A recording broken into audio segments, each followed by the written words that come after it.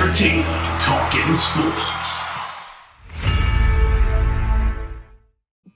What is going on, football fans? Back at it with another New York Giants video. Before I get started on the video, just want to let everybody know I am well aware about the news about Jason Garrett interviewing with the LA Chargers, and I'm well aware about Patrick Graham getting the interview with the New York Jets. And I will have a video up on that tomorrow. It'll be a joint video. I'll talk about both candidacies. Also, I want to let you guys know that tomorrow I will be live with Bobby Skinner, one of my favorite guys on New York Giants YouTube. We're going to do a new weekly show. It's twice a week. We're going to alternate channels, and I think eventually we're going to be starting a new channel where we talk New York sports in general. It's not going to just be New York Giants specific. That'll be at 11 a.m. It'll be for about an hour, so be sure to check that out. But like I said, I'll have another video up tomorrow. But this video, we're going to talk about what I thought was the most important question of the New York Giants offseason, and that was whether or not Dave Gettleman would be back with the New York Giants as the general manager. And it was a question that I didn't know for sure 100% which way it was going to go. I had my assumptions.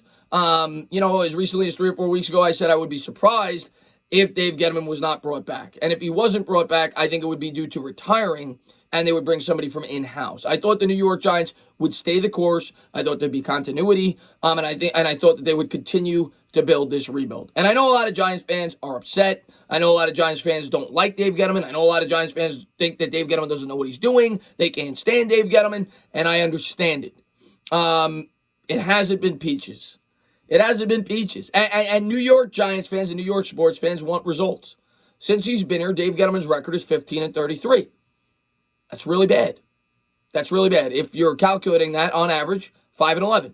That's what he's been over his first 3 years on average, 5-11. And if they're 5-11 or 5-12 or 6-11 next year with the new schedule, that ain't going to cut it. Dave Gettleman's going to be gone, and he's going to lose support from people like me. He's going to lose support from content creators. It's a put up or shut up next year for Dave Gettleman. I'm going to get further into detail with that throughout this video. The first thing I want to do was talk about the quote that came out from Paul Schwartz of the New York Post. This isn't coming from Mara. This is coming from Schwartz's sources, and he's breaking this story probably before tomorrow, before the New York Giants break it. This is what he had to say. The Giants are moving forward with Dave Gettleman as their general manager, as ownership believes the team is headed in the right direction. And Gettleman is the right man to continue the building process alongside head coach Joe Judge. The major decision of the offseason, determining if there is a change at the top, has been decided, the Post has learned, and it is to lean toward continuity. Gettleman returns for a fourth season.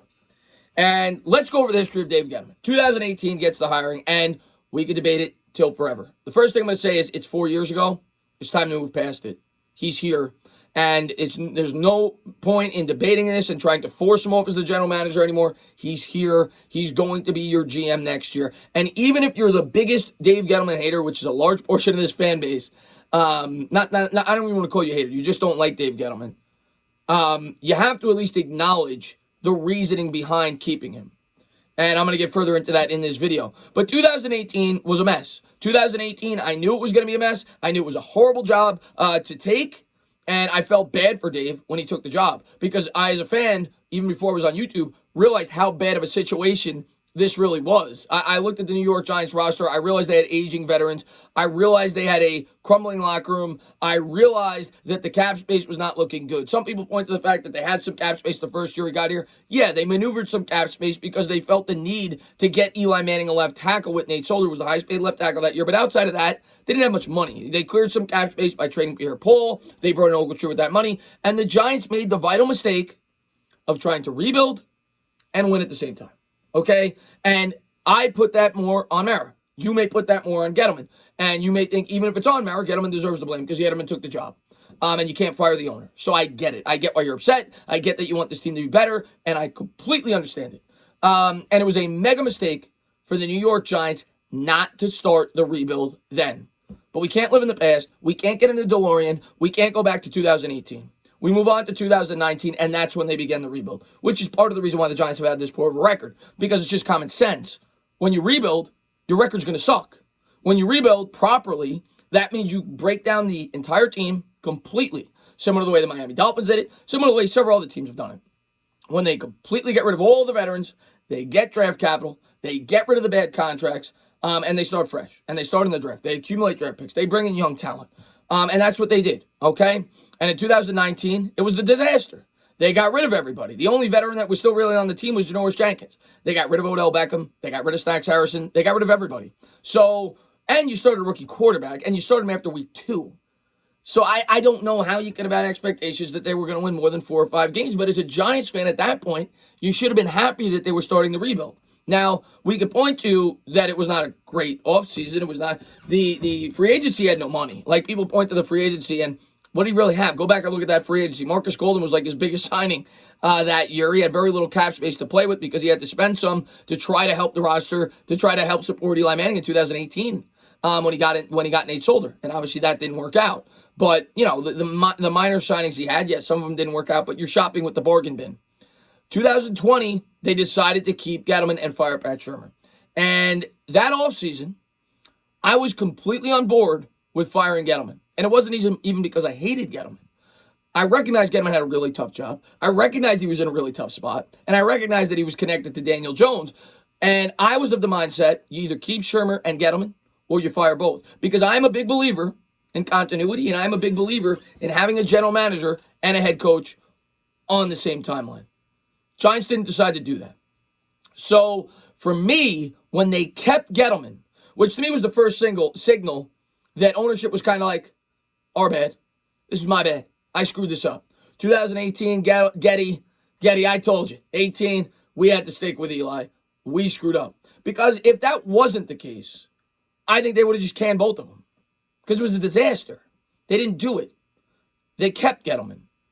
And when they did that, and whether you hate Gettleman or whether you don't, or whether you want to give Judge more credit or whether you don't, Gettleman's at least partially responsible for the hiring of Joe Judge, the coach that everybody seems to love, and myself included. And the most important part of the future of this football team is Joe Judge's growth. Okay? Head coach is more important than anybody. And you want to put him in a situation to succeed. And you want to give Joe Judge the guys that he wants, right? Joe Judge came out, said he liked working with Gettleman. Came out, said he liked working with Jones. And everybody agrees. You look at the coaching staff. Do you think Gettleman had a lot to do with the coaching staff? He might have had a little bit. I think ownership had a lot more to do with Garrett than Gettleman did. But the coaching staff is all Judge. Like, every guy in this coaching staff is connected to Judge. So he had full say there.